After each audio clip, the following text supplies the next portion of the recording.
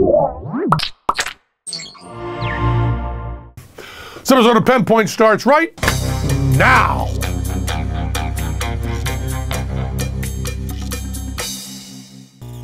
This episode of Penn Point is brought to you by Squarespace.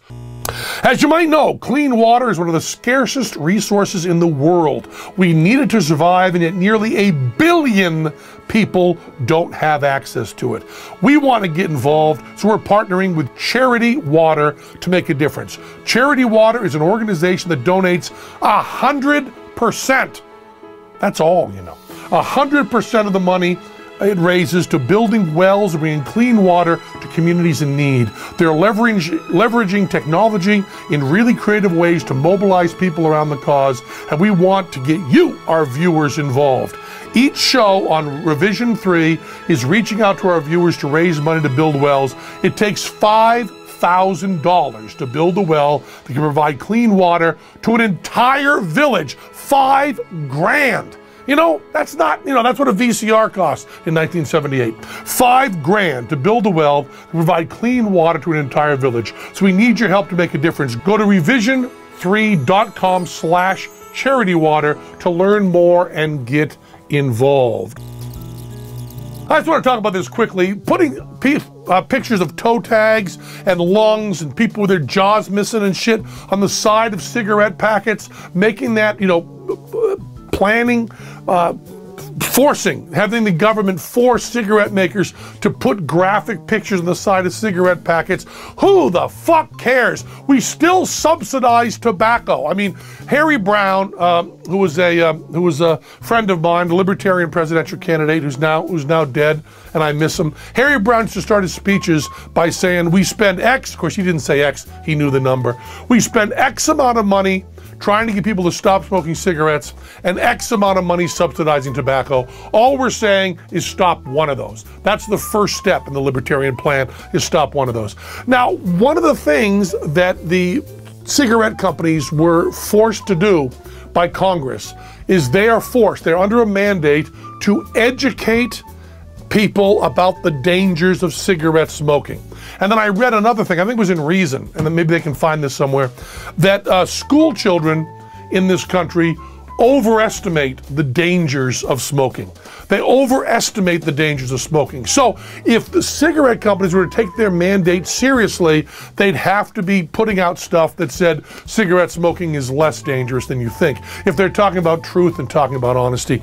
But putting graphic pictures on the side of cigarettes, don't they understand that people who smoke cigarettes know that it's dangerous? They already know it's gonna fucking kill, no, it could fucking kill them. They already know all of that. Cigarette smoking is less dangerous than you think.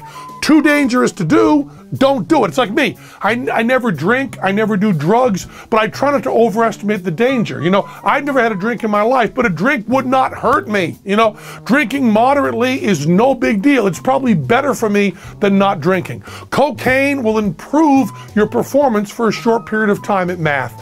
Caffeine, which I also don't do, can also do a lot of, you can see why I don't do caffeine, will also do a lot of good for people, in the short term, you know what I mean? Used in moderation. And I don't do anything in moderation, so I stay away from it.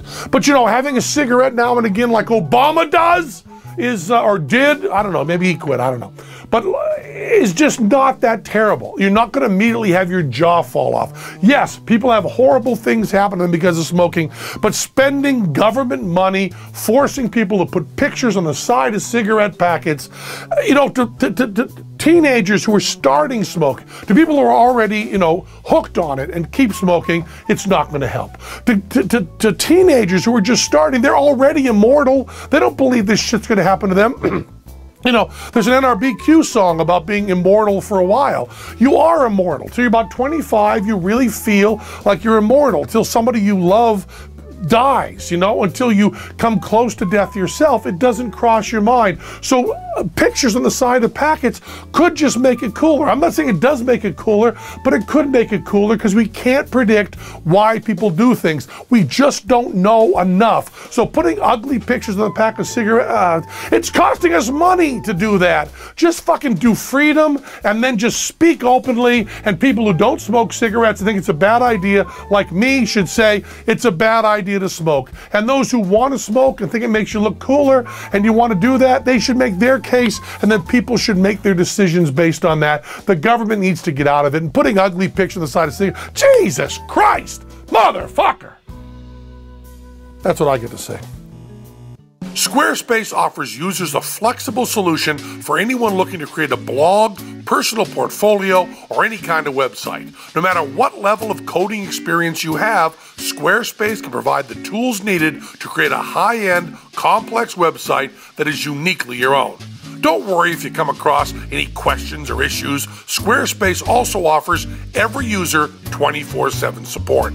Squarespace's iPhone app was recently updated with all kinds of great new features like full HTML blog editing on the go and comment moderation. Get push notifications to approve new comments, mark existing comments as spam, reply to comments, and more, all from your iPhone.